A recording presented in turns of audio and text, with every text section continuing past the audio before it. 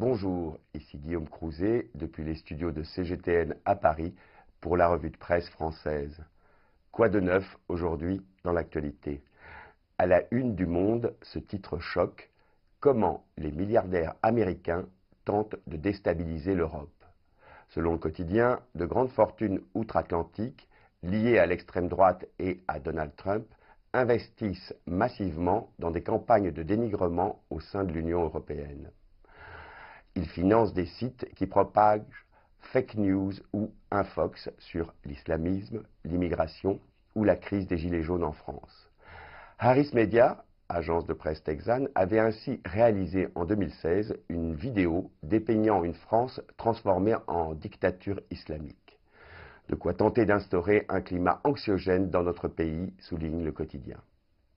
Dans le Figaro aujourd'hui, on parle aussi de bataille, mais cette fois-ci c'est juste un jeu. Dans les pages intérieures du journal, un étonnant papier en effet sur la vogue du béourde. Vous ne connaissez pas ce mot? Pour tout vous dire, nous non plus. Lancé en Russie en 1990, il s'agit d'un sport de combat en tenue médiévale. Des affrontements de 10 minutes maximum, plutôt brutaux, mais encadrés par des arbitres.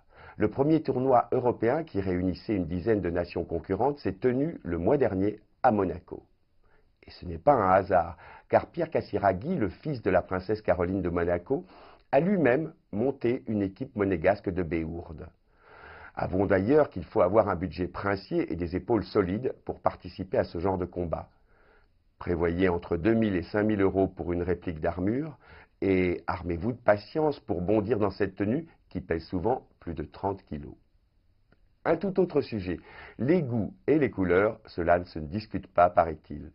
Le quotidien Le Parisien s'est en tout cas intéressé à la question à l'occasion du Salon de l'Automobile qui a ouvert ses portes hier à Genève et qui s'y tiendra jusqu'au 17 mars. Il publie en effet une étude exclusive sur le choix de coloris des consommateurs français pour leurs véhicules. Les voitures font grise mine, titre-t-il.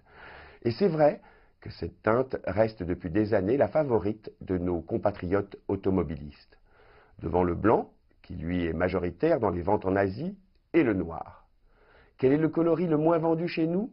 Eh bien le jaune, qui fut, paraît-il, en vogue dans les années 90 et représente aujourd'hui à peine 0,3% du parc automobile.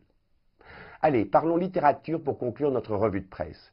L'Époque, le supplément du Monde, a réalisé cette semaine, sous le titre Super Nana, une sélection de 5 livres pour sortir des clichés et inculquer à ses enfants quelques saines notions d'égalité homme-femme. Parmi ces 5 ouvrages, focus sur une nouvelle édition de La légende de Mulan. Cela fait maintenant 21 ans que l'on résume Mulan, de son vrai titre La ballade de Yuan Mulan, un conte chinois datant du IVe siècle, au film d'animation réalisé par Disney. L'éditeur Flammarion a eu la bonne idée d'en faire un album fidèle à la narration originelle et illustré dans le style des estampes chinoises. L'histoire? Celle de Mulan qui, pour sauver son vieux père mobilisé pour la guerre, se déguise en homme et part à sa place au combat.